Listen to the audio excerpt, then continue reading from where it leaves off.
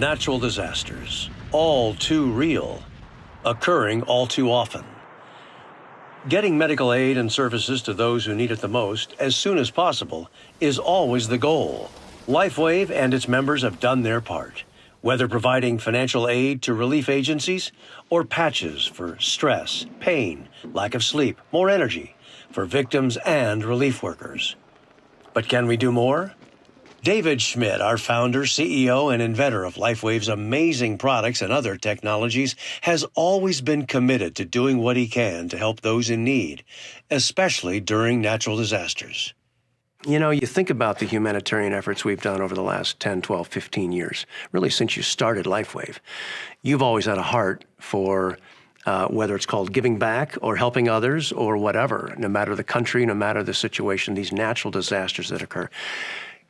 Give us a sense of how you would characterize what LifeWave's done over these last 15, 18 years.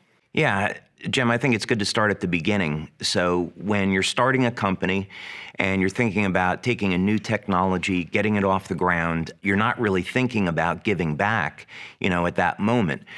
You're focused on setting up your research studies, proving out what you have, setting up the manufacturing, looking at how to market, and you get really caught up in that and driving the market. And then all of a sudden, you find yourself in the position that we were in. Our first month of sales in business, we did $500,000 in sales.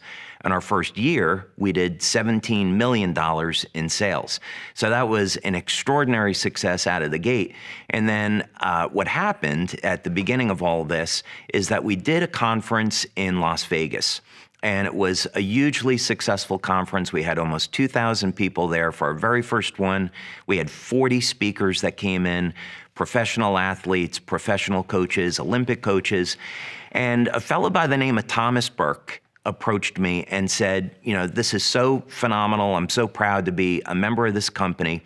As you know, there was just a hurricane off the coast of Florida. Have you thought about starting a program to give back?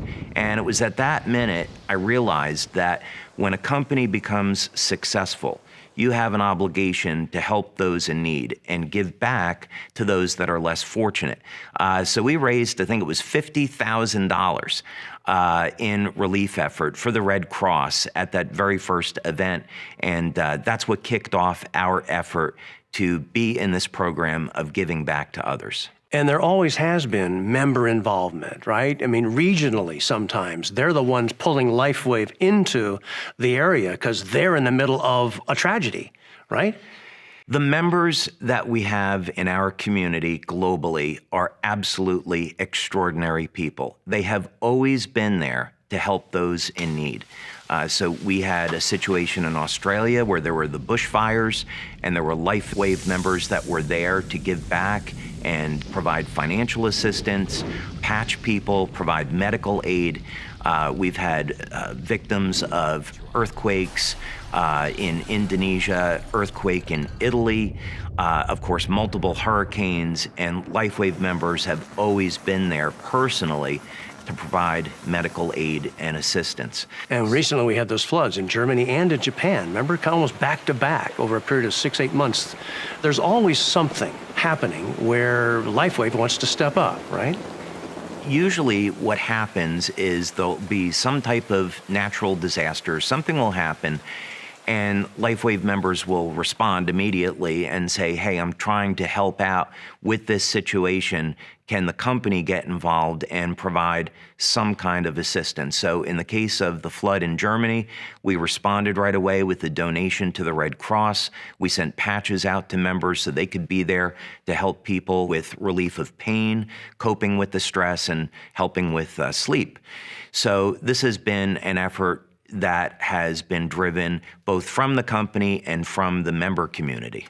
But you've mentioned from time to time some level of frustration that sometimes it takes weeks just because that's the way the administrative side of getting a check to somebody, or actually where do we send the patches and who's going to be there to take this whole dynamic of logistics and getting what you want to give into the theater where there's a problem.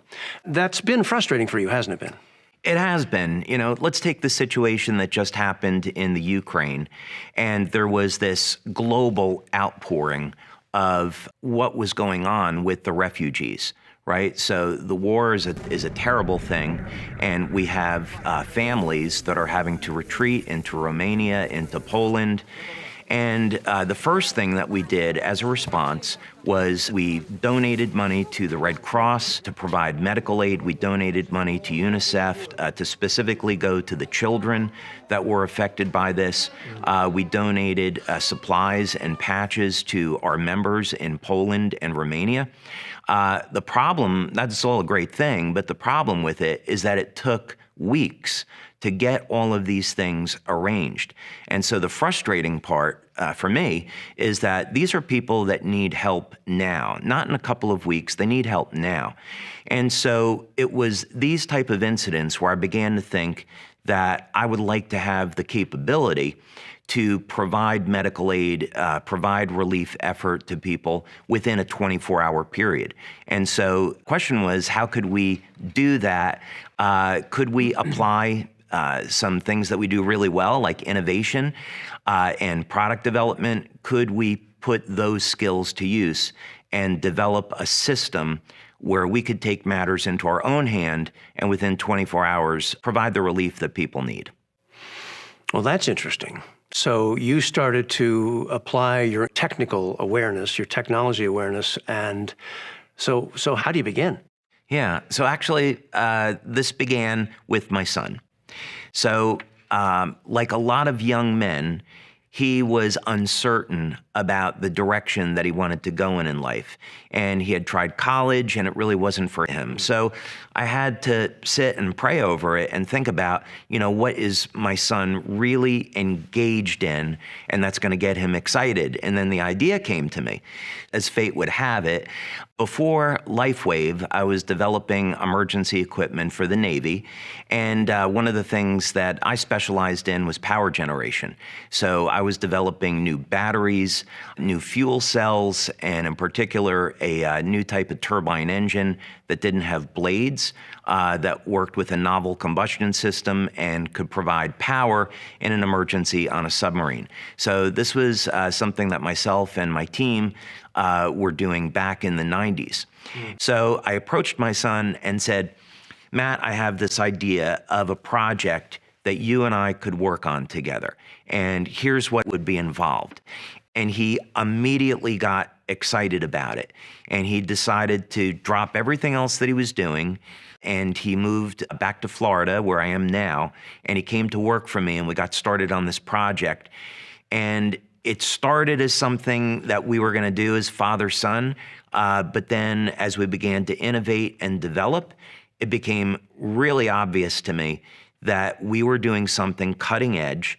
This was going to be much, much bigger than a simple, project or hobby, and that we could help an enormous number of people if we applied what we were learning and doing to this project. So it started out pretty humble and simple, and it developed into something which I think today is incredibly extraordinary.